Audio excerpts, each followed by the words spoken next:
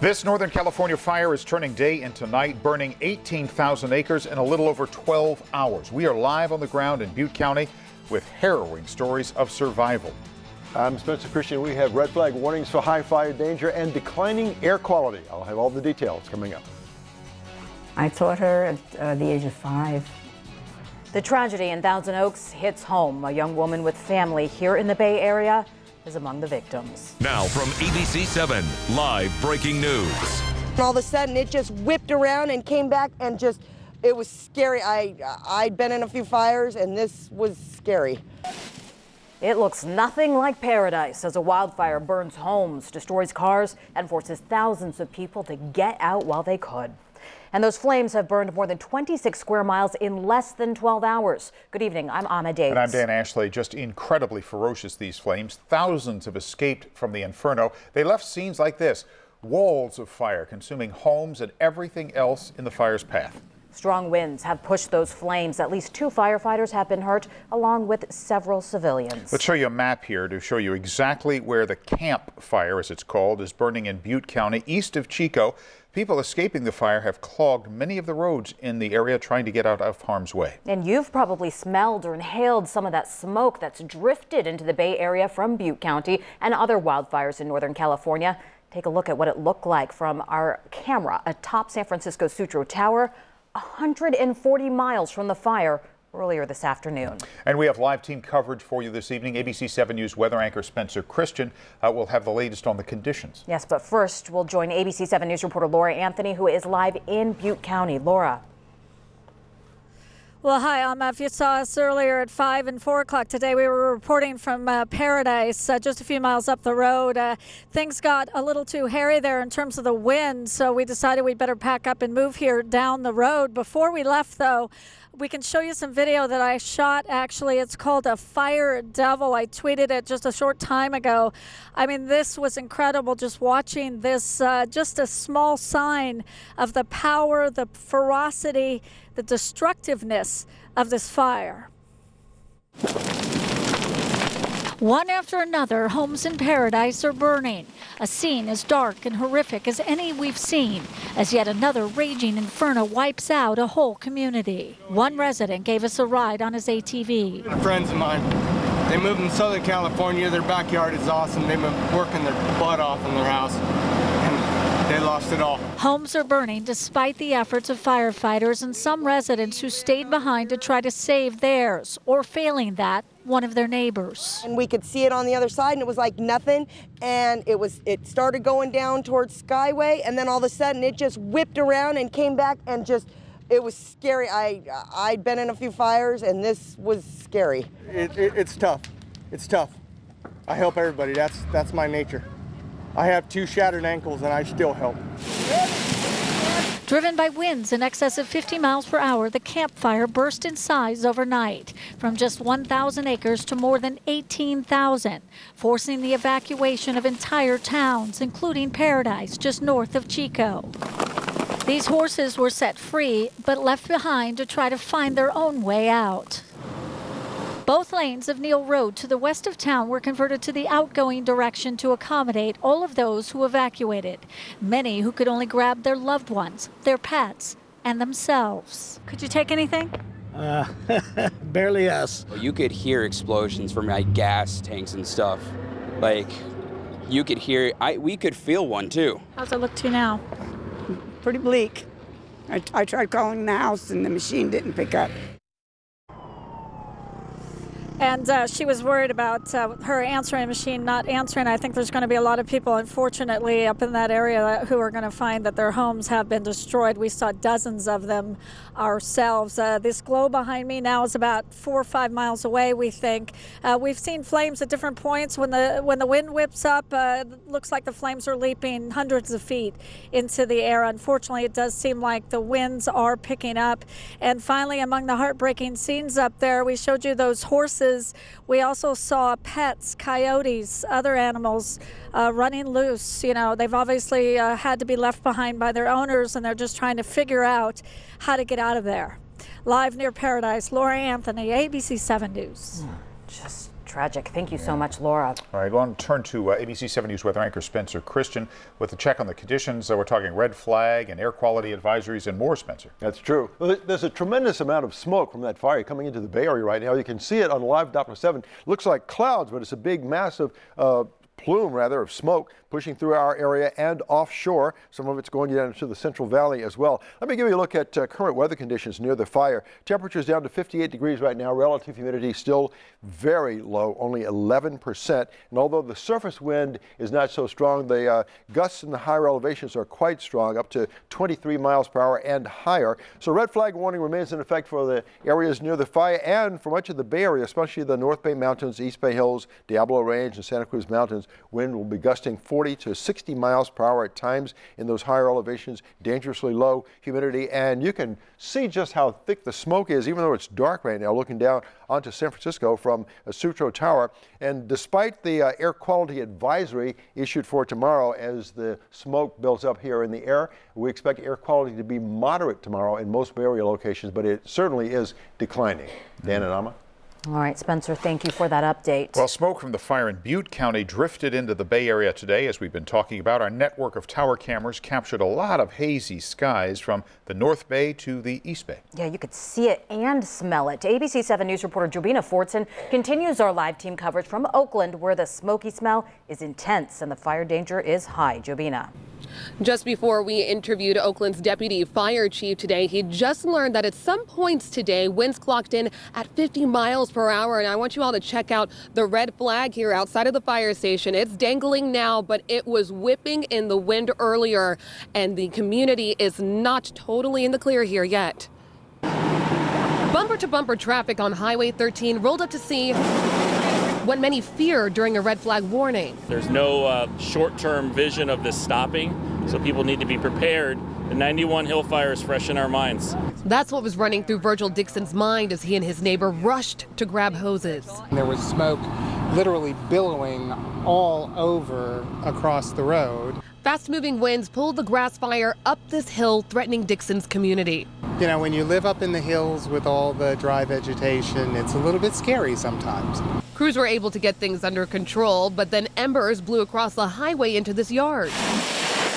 We're super high alert right now with the red flag warnings. This is a true red flag event we're having right now. Brooke Houx's husband spotted the flames. I wish all our neighbors would make sure that the grasses were cleared out, the dead trees were removed.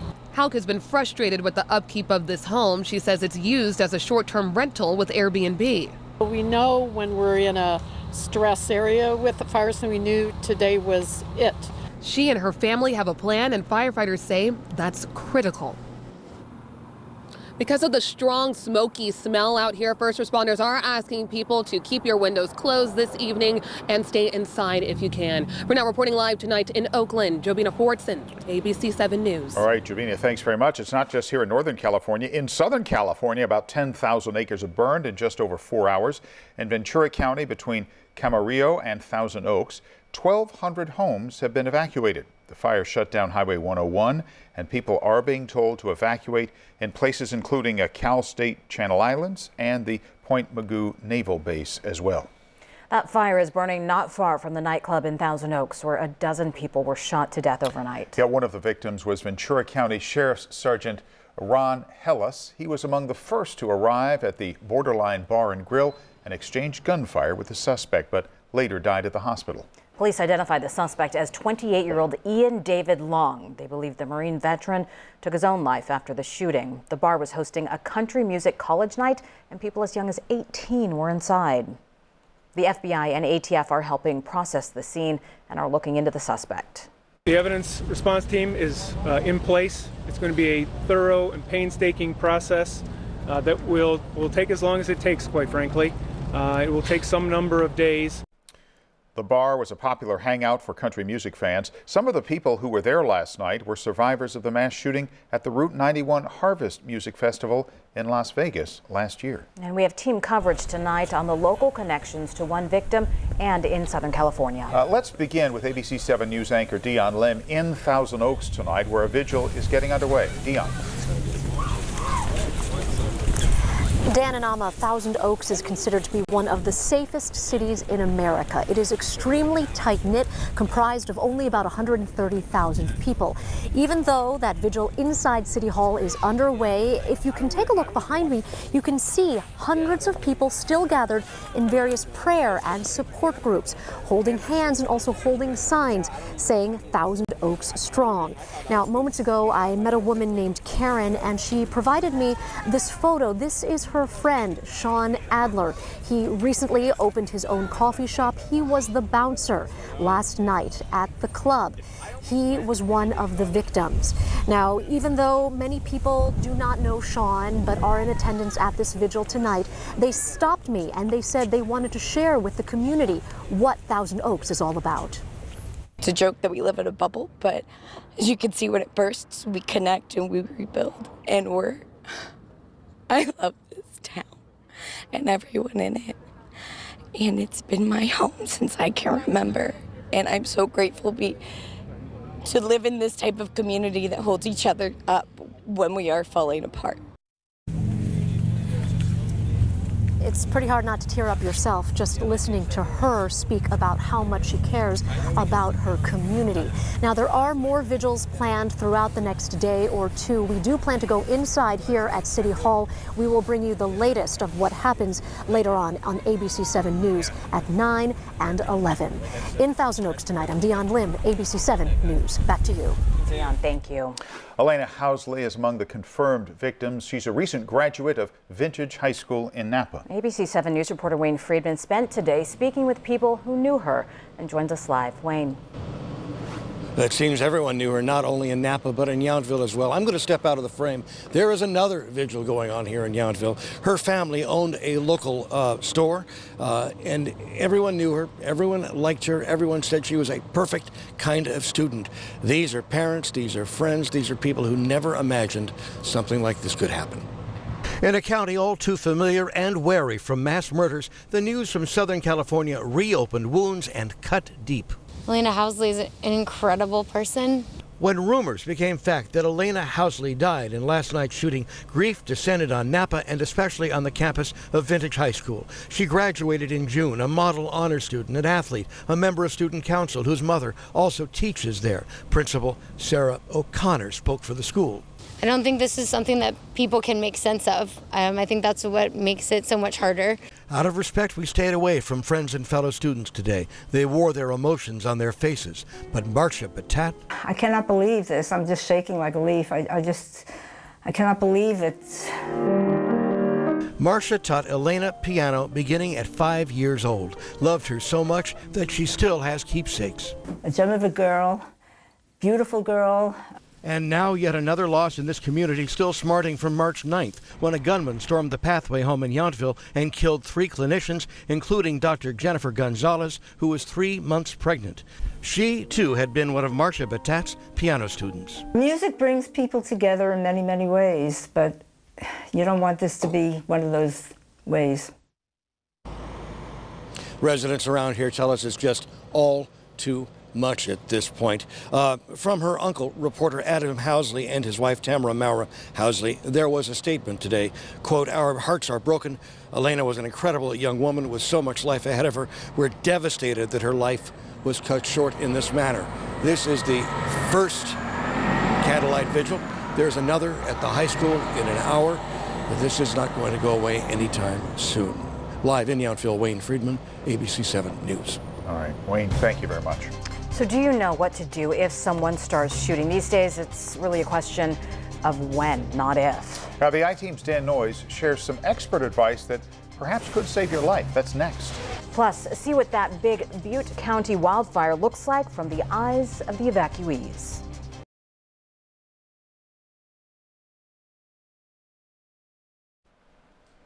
We are taking a live look from Thousand Oaks tonight. Hundreds of people have gathered inside and outside City Hall for a vigil for the victims of the Borderline Bar and Grill. A shooter killed 12 people late last night, including a sheriff's sergeant, a young woman who grew up in Napa, some recent college graduates, and the bar's bouncer. The Thousand Oaks tragedy is another example of how mass shootings are becoming more frequent and more deadly, and all of us really are having to come to some difficult decisions. Yeah, how can we best protect ourselves, our family, our children as we go through our daily lives? I-Team reporter Dan Noyes is here with some advice from the experts, Dan. That's right. You know, Dan and Alma, just this past weekend, my teenage son was heading to an all-age concert in Berkeley, and I felt I had to remind him, check for the fire exits, have an escape plan if a fight breaks out, a fire, or even a shooting, I said. That's our world now. We thought it was a joke. We didn't take it seriously at first. It's kind of like you freeze because it sounded like firecrackers. College night at the Borderline Bar and Grill shattered by gunfire, a mass shooting. The type of event for which Oakland Unified Police Chief Jeff Godown trains district teachers and supervisors. This is the session from February of this year. Your viewers are going to roll their eyes and say, Chief, are you saying that every time I go outside my door, I've got to be paranoid of this? I'm not saying that, but you need a plan. Guys, run! Go! He's coming out this door! The chief says no matter where you go, know your exits and be prepared to run, hide, or as a last resort, fight if something terrible happens. It is a sad commentary in the world when you have to go up to your 3-year-old today and say, listen, if someone tries to kill you, this is what I want you to do. And that's the world that we live in. You've heard the stories of heroism coming out of the Thousand Oaks shooting, how a few people saved many lives. Our friends got the bar stools and they started slamming it against the window so we could get out.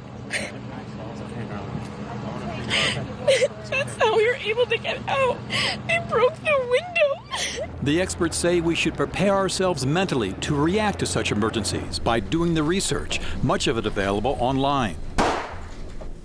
When startled by a gunshot, it's a natural human reaction to freeze. But freezing leaves you vulnerable, according to this video published by the U.S. Department of Homeland Security in August. It says most active shooter events last between 90 seconds and 3 minutes. So actions you take may make just as big of a difference as those of law enforcement. If you are confronted by the active shooter, you have to assume that your actions are all that stand between yourself, your colleagues, and grave harm. Fight for your life. Chief Godown tells us he's now working on active shooter training for students, figuring out how to make some age-appropriate videos that won't scare the younger kids too much. This is now a conversation that, you know, Dan and Alma, we just can't avoid anymore. No, you're absolutely frightening. Yeah. And none of us really know how we'll react under the gun like this. I mean, we just don't know. It can happen anytime, any place. Some fight, some freeze, some exactly. It's hard to know what it depends on the situation. Yeah, and you may think you may do one thing, but not. Right, exactly. Yeah. All right, thank you, Dan. All right, let's turn back to our coverage now of the Camp Fire in Butte County. Some dramatic videos of people escaping the flames are being posted on social media. ABC7 News anchor Kristen Z is here with a look at a few of those images. Kristen. Yeah, Alma and Dan, I really don't know how people are able to shoot video when their lives are in danger, but you've got to see this one man's harrowing escape. This was Colton Percyfield's video. Take a close look. He woke up at a friend's house in Concow to flames. Let's go tight. So he jumped in his pickup truck. It was hot. It was hard to see. Above him are power lines and around him are massive flames. He drove off the road a few times. And look at that right there. Did you see that? Tree branch just crashed onto his hood and windshield. It's like Dante's Inferno. Colton made it out eventually to a meadow that's actually maintained just for people to gather in case of fires. Now, I want you to take a look at this one. Instagram user Vero, your favorite, posted this of his family escaping paradise. Ironically, the name. Babe, get out this lane. That was his panicked wife there. By the way, they too are okay. These videos really give you a sense for just the unimaginable terror for the evacuees.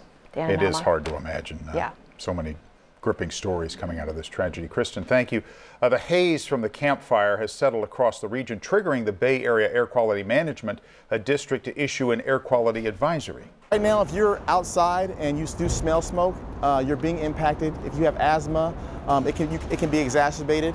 Young kids tend to breathe a lot more than adults. So in that case, they're going to be breathing in a lot more of the air that could be harmful. Please don't burn your fireplaces while the air quality advisory is in effect.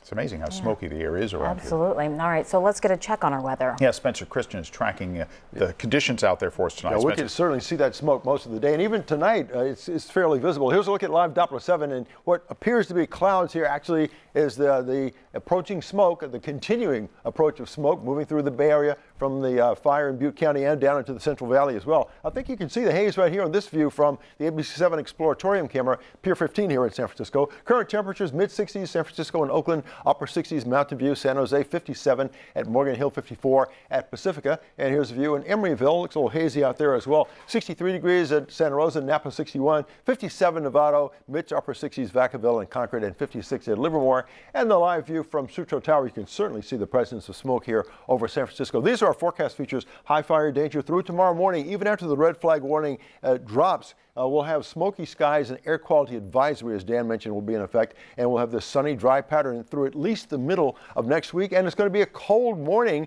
in much of Mendocino County and points northward, where a freeze warning is in effect from midnight to 9 a.m. Low temperatures will drop into the upper 20s in the areas covered by the freeze warning. Ukiah and areas around Ukiah will be under a frost advisory. Most of the remainder of the immediate Bay Area will see low temperatures in the inland valleys dropping into the upper 30s, and then near the coast and the bay, overnight lows will be mainly in the mid to upper 40s. Tomorrow's highs, another dry, mild day. Upper 60s to near 70 on the coast, low 70s right around the bay shoreline, and low to mid 70s inland. And here's the AccuWeather 7-day forecast. We'll have sunny and dry and mild conditions all the way through the 7-day period. So beyond midweek and into late next week. And by the way, we observe Veterans Day on Monday. It looks like it's going to be a lovely day, sunny, mild, but still dry. And there's still a concern, of course, about fire danger, as long as it is so super dry out there and so mild for this time of the year. At least the winds will die down a little bit. The winds will diminish a bit overnight. Still breezy in the higher elevations, but we won't have the powerful gusts that have prompted this red flag warning. All right, thank you, Spencer. Okay. Well, 2 days after the election, and we're still watching for results. See which races are still too close to call next.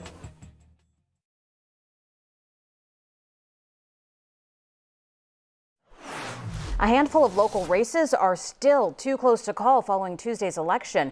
In San Jose City Council District 7, the race is between incumbent Tam Nguyen and challenger Maya Esparza.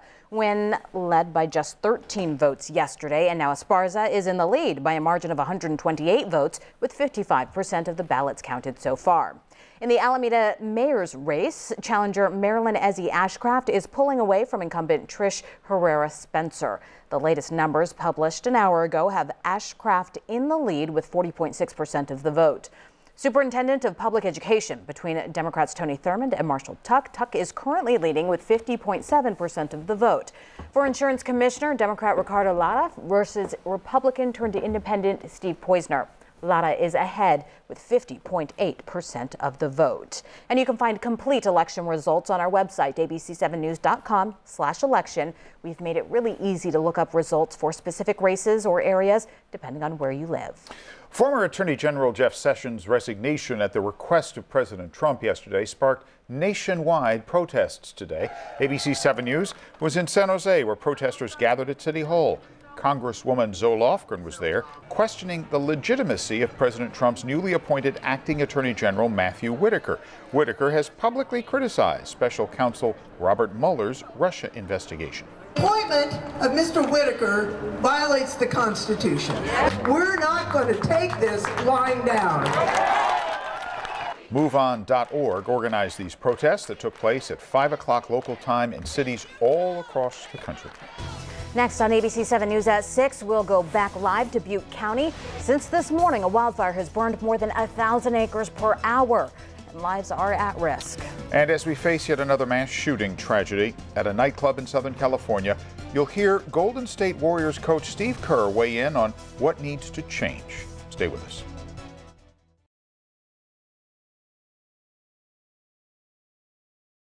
Now from ABC7, live breaking news. Fast and terrifying. Those words sum up the fury of a wildfire that's charred about 26 square miles in Butte County. You're now going to hear the voices of first responders on police and fire radios while they raced to save lives. Listen. It's blackout conditions. Any units at the River Hospital. We've got 4 people trapped in the basement. Sounds like it's surrounded by fire. They're safe underneath, but they can't get out. It's not looking good for get people out. We've got both sides of the road engulfed. The fire is starting to crown in trees. Do we have any air assets that can draw up water? County units, be advised, on Clark Road at Skyway, there's a woman in labor. She's in a beige Honda Pilot. She can see one of our deputies. You heard her say a woman in labor in need of help. So far, at least 2 firefighters have been injured, along with several civilians. The Sheriff's Department says it has received reports of fatalities, but has not verified any deaths. Winds have whipped flames since the camp fire, as it's called, ignited about 12 hours ago, and it just spread so quickly. It did. And let's get back live to ABC7 News reporter Laura Anthony with the latest. She has been right there on those fire lines. Laura. Well, right on. And if you recall where I was a half hour ago, standing right here, and the fire was way in the distance, probably several miles away. Check out where it is now. It's right behind us, actually. That's a grassy field. There are no structures back there, but this fire came right over this hill and probably traveled about a half mile. It's headed predominantly west and south, driven by these high winds. It's incredible to see how quickly this has moved, and I can tell you it's moving towards Highway 99, which is only maybe another couple miles away. So it'll be interesting to see how that's handled once it gets there. The other thing is we'd like to show you what it looked like up at Paradise, right in Paradise. Just a short time ago, we saw a home after home burning with abandon. Really, there wasn't a lot of wind up there when we first got there, so it seemed that things were somewhat contained. We saw residents who chose not to evacuate, which is a mandatory evacuation at this point, but there were still some people up there. They were trying to protect their own homes and maybe save some others. We also saw, we're showing you some horses that we saw, and this was heartbreaking really, because there were 4 or 5 horses who their owner apparently let them free or let them loose, but couldn't put them in a trailer or get them out quickly enough. So we saw these horses going back up and down across the road trying to figure out how to get out of there. We saw dogs, we saw coyotes. It was quite a scene up there. As the wind picked up, of course, we decided to make our move and get out of there as well. And I can tell you that in the last half hour or so, we've also seen a steady stream of emergency vehicles. We've seen sheriffs and fire department personnel making their way down this road as well on Neal Road toward Highway 99. I don't know for certain, but I'm guessing that they too are making a decision that it's unsafe for their personnel to be up there in Paradise at this point. This fire is incredible. I've been to several fires, or many fires in my career, and to see the swiftness with which it's moving, the destruction, the black cloud that was hanging over this town as we were approaching the area. It's just incredible. Dan and Alma, back to you guys. Yeah, it is, Laura. Thanks very much. Stay safe up there. Again, it's spreading something like, or was at one time, 80 football fields a minute. Just impossible to get a handle on. Airbnb is activating its open homes program. In disasters like this, the San Francisco home sharing website lets people list and rent their homes at no cost. Very much needed now. Today's other breaking news is out of Southern California. A vigil is underway for the 12 people killed by a gunman at a bar in Thousand Oaks late last night. The bar was hosting its college night, and people as young as 18 were inside. One person started recording on his cell phone after the first shots were heard.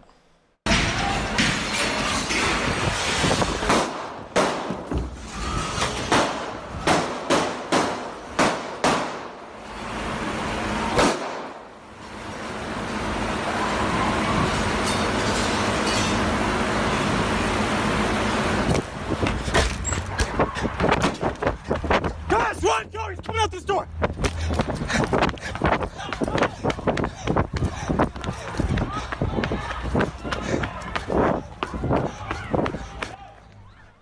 Running for their life, just terrifying. Police believe the gunman took his own life. Some of the victims have been identified as a sheriff's sergeant, a young woman who grew up in Napa, a youth baseball umpire, a recent college graduate, and the bar's bouncer. Our incoming governor, Gavin Newsom, has been a staunch advocate for gun control. And today, the governor-elect spoke candidly about this shooting and what we can expect from his administration once he's sworn in. Here's ABC7 News reporter Leanne Melendez. You can't go to a bar, a nightclub, can't go to church. Gavin Newsom has never held back when expressing his views on gun violence. Today he criticized lawmakers in Washington for not doing enough when it comes to gun control. Given his track record, we can only speculate Newsom will have an aggressive agenda as the next governor. In the absence of that, we will lead. In the absence of that, California will lead. California will raise the bar. Newsom led the passage of Proposition 63, a 2016 voter-approved measure which imposed background checks on ammunition purchases. That goes into effect in January. But that proposition also called for banning high-capacity ammunition magazines, limiting them to 10 rounds. That is being challenged in court. The gun used in the Thousand Oaks shooting had a high-capacity magazine that could hold more than 10 rounds. Under Governor Jerry Brown, California has led the nation when it comes to gun control. Newsom is expected to be even more assertive. So rewind to when he was elected mayor of San Francisco. That idea of same-sex marriages was not on his radar. But after listening to then President Bush talk about preventing gay couples from getting married in 2004, Newsom suddenly had a plan. Now, will gun control be his next big endeavor? Who knows? But he said whatever it is, he will lean in aggressively. In the newsroom, Leanne Melendez, ABC7 News. Leanne, thank you. And Warriors head coach Steve Kerr is an outspoken advocate for gun control as well. He was asked about the Thousand Oaks shooting before tonight's game. We're going to have a moment of silence out here tonight. We had one last week, I think, and we're probably going to have one next week. It's the reality until we do something about it. So it's beyond sad. It's devastating. Coach Kerr has spoken out after past mass shootings. In 1984, his father, who was president of the American University of Beirut in Lebanon, was killed by 2 gunmen. And we are here to help you take action and find your ally. At abc7news.com/takeaction, we've put together a list of resources to help you deal with topics including violence, mental health, and veterans issues. Again, that's all at abc7news.com/takeaction. Stay here with us. A week ago, Google employees walked out of work in protest. Today, we're seeing what changes they helped accomplish. From air quality advisories to red flag warnings, Spencer is tracking the dangerous conditions in our weather tonight.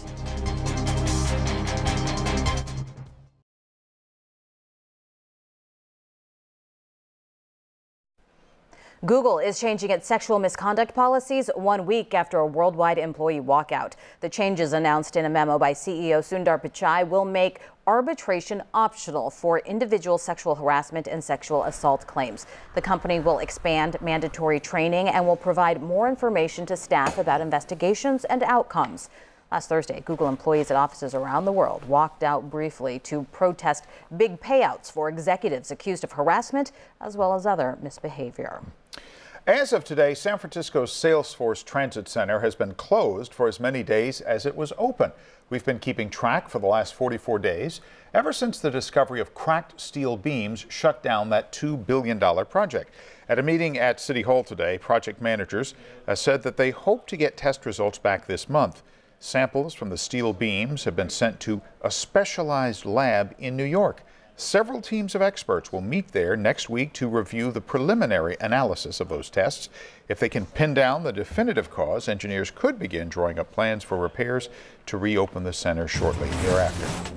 Well, today marked a very special celebration in San Francisco, honoring the life and legacy of Giants Hall of Famer Willie McCovey. That after we come back.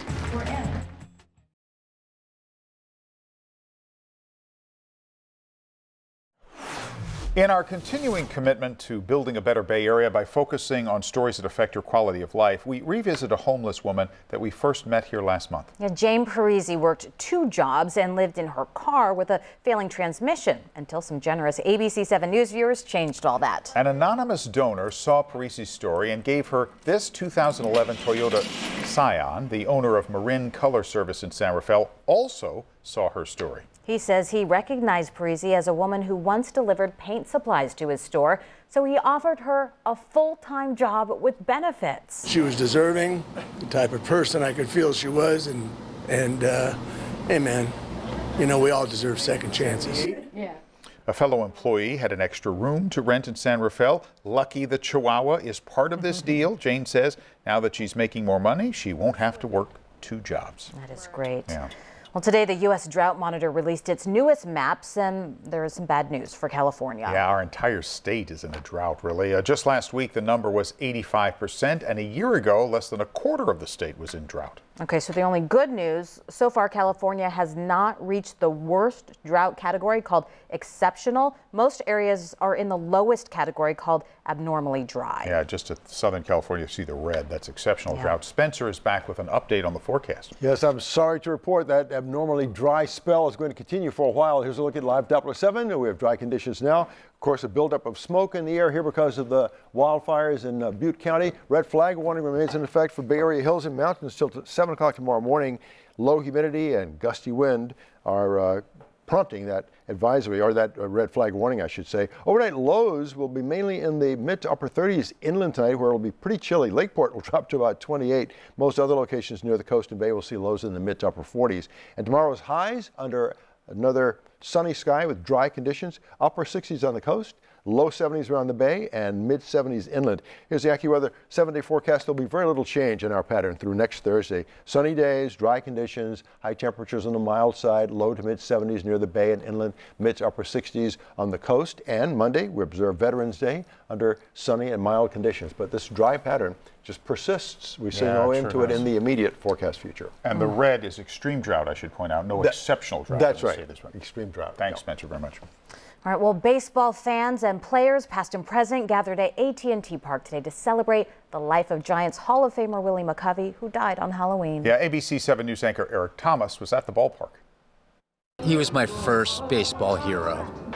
Scores of youngsters in the Bay Area and around the country felt the same way about the Giants Hall of Fame first baseman. Today, several thousand fans filled the seats at AT&T Park to say goodbye to Willie McCovey. One of them was slugger Barry Bonds. I idolized Willie Mays, but I was born left-handed, and my first glove was a first baseman glove. So as much as I always wanted to be like Say Hey, I always had to stretch like Mac. Mac, Big Mac, Stretch, all nicknames for the 6'4" left-hander who could pull a smoking fastball down the right field line. This fan remembers his first Giants game when he went 4 for 4. We were all excited that first day when he got the 4 hits. It was like from day one. He became everybody I knew's favorite player. And the transplant from Mobile, Alabama, adopted the Bay Area as his home. He came to be known as really just a fixture in our community. And so the 20 years he played for the Giants was just part of the story. Teammate and Hall of Fame pitcher Gaylord Perry said McCovey was quiet but meant what he said. You know, he had a special pickoff play with me, with men on first base. He would say, hey, dummy, you know, they're getting too big a lead. Broadcaster and former Giants hurler Mike Krukow grew up idolizing the Dodgers, but wanted to play like Big Mac. I mean, I didn't like him, but I wanted to be like him. I started hitting wiffle balls in the backyard left-handed because I wanted to be like McCovey. Willie McCovey never played in this stadium, but there's a part of it that will always be associated with him, because as you know, just on the other side of that wall is McCovey Cove. At AT&T Park, Eric Thomas, ABC7 News. And McCovey Cove, such a fitting tribute to that great really ball player and great man in our community. Yeah, for sure. This is a really touching and emotional day. I think there's that realization that comes over you when you see the pictures and you realize you're not going to see Willie McCovey in this ballpark again.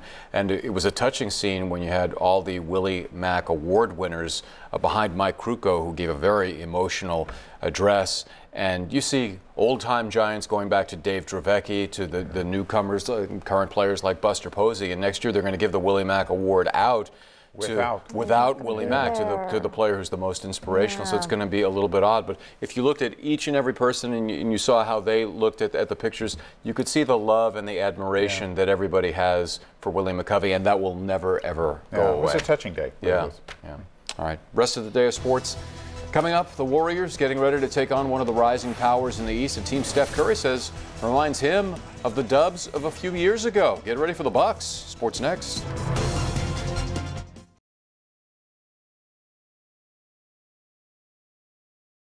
Now, ABC7 Sports with Larry Beal. Good evening. The Warriors going to try to keep their winning streak going tonight against the up-and-coming Milwaukee Bucks. The Dubs have won 8 in a row. The Bucks 8-2. They feature one of the NBA's rising stars in Giannis Antetokounmpo. Say it 3 times fast with me. Bucks coming off a loss, though, to Portland. They scored a season-low 103 points. Yeah, that's the low these days in the NBA, 103. They trail the Warriors in average points per game at 120. Golden State's at 123. Everybody's scoring a ton of points. Look at Giannis. Throw it down. Still early in the season, Bucks trying to let the league know they're going to be a force to contend with, and Steph can see it. Still early. They're taking care of business like they should, and it's important when you have that much potential to get off to a good start. But the season will shape out as it's supposed to. Be fun. They're having a phenomenal start to the season. Bud's doing an incredible job, and they're one of the best teams in the league. After going from undrafted third stringer to now verified on Twitter, 49ers starting quarterback. Oh, that's a big deal. Nick Mullins has a chance to go 2-0 on Monday Night Football. Niners will host the New York Giants, a game you can watch right here on ABC7 Monday night. The kickoff is at 5:15. Mullins tossed 3 touchdowns, no picks in his debut, made it look really easy in a 34-3 blowout of the Raiders. His biggest challenge, actually, in that debut game was getting his head coach, Kyle Shanahan, to keep quiet. That's always a dilemma for coaches and quarterbacks. So it's funny because I know if I was a quarterback and someone was yelling in my ears, I would handle it much worse than those guys would. And then sometimes I think they didn't hear it, and I start repeating it again, and they're just trying to call it, and I'm yelling it again in their ear, and I'm driving them crazy as I should. So I wish there was a two-way talk on it. It would be a lot easier. Former Raider Bruce Irvin joined his new team, the Atlanta Falcons, on the field today. He could be heard yelling as he was going out to practice, "I'm free! I'm free!" The Raiders released him. Irvin glad to be playing in his hometown of Atlanta. Man, it was no comparison, man. You know, my family's here. My wife is from here. You know, like I said, it was a childhood dream. So as soon as I got the next opportunity to be able to, you know, be here with y'all, you know, I took advantage of it. The Sharks, they're in Dallas, the same city Team Teal was in when they announced they had traded for superstar Joe Thornton back in 2005. Today, number 19 becomes just the 19th player in NHL history to reach 1,500 career games. This is the start of a 2 games in 2 days Midwest road trip for the Sharks. First period, here come the Stars. Devin Shore, a little snapshot past Martin Jones. Shore's 4th of the year gives Dallas a 1-0 lead. Later in the period, nice feed, Kevin LeBanc to Timo Meier. Meier tied for the NHL League lead with his 12th of the season. It was a 1-1 game, but the Stars have put up a couple of goals. Right now they're in the second period, and Dallas is leading by a 3-1 score. Going to be fun to see Milwaukee and the Warriors tonight, and Giannis Antetokounmpo. He is tough. He is a freak of nature. Yeah. They call him the Greek. They call him the Greek freak. Wow. Yeah, they do. Thanks, Aptly Larry. named. Well, join us tonight at 9 o'clock on Coffee TV 20, cable channel 713, and right here for ABC7 News at 11. Homes destroyed, hospitals and schools evacuated. We'll have the latest on this huge fire burning in Butte County. And a Bay Area community remembers a young woman who lost her life in the mass shooting in a Southern California bar. Join us for ABC7 News at 9 and 11. And coming up tonight on ABC7, here's the lineup. At 8, it's Grey's Anatomy. Then at 9, catch Station 19. Followed at 10 by How to Get Away with Murder, and then again we'll be back with you for ABC7 News at 11. At 11:35, it's Jimmy Kimmel Live. Tonight's guests are actor Anthony Anderson from the ABC show Blackish and actor Sebastian Stan.